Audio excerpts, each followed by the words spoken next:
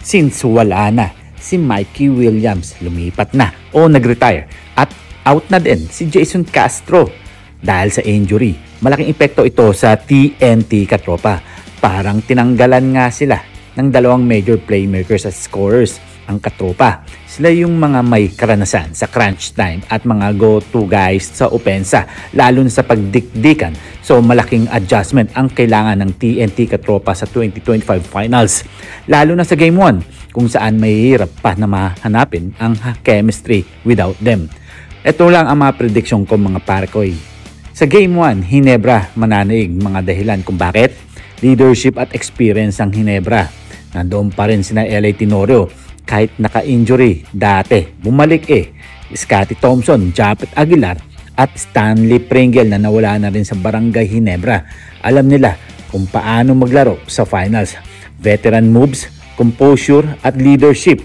Ito naman si Coach Tim kung sanay na sa championship atmosphere. Alam niya paano gamitin players sa mga ganitong sitwasyon. Ang number 2, depth at chemistry ng Barangay Ginebra. Matagal nang magkakasama ang core ng Ginebra. Automatic sa halos galaw nila sa isa't isa. May Scottie na floor general at syempre the slash at shooter at Japet sa rim protection at finishing. Nawalan nga lang sila ng isang sentro, di ba mga parikoy? Malaki ang advantage nila sa ball movement at defensive rotations, lalo na pag may pressure moments. Ito ang X factors. Jamie Malonzo, kung healthy siya sa 2025, siya ang magiging energizer, atletisismo, depensa at transition points. Siyempre, nawala na rin dyan sila Christian Standhardinger na talagang bumabasag sa loob ng rim.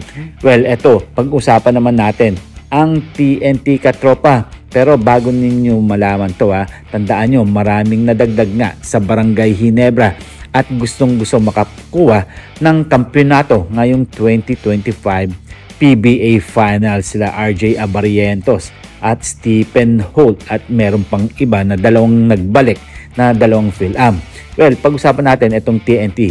Ang sitwasyon without Mikey and Jason. Mga magiging sandalan nila.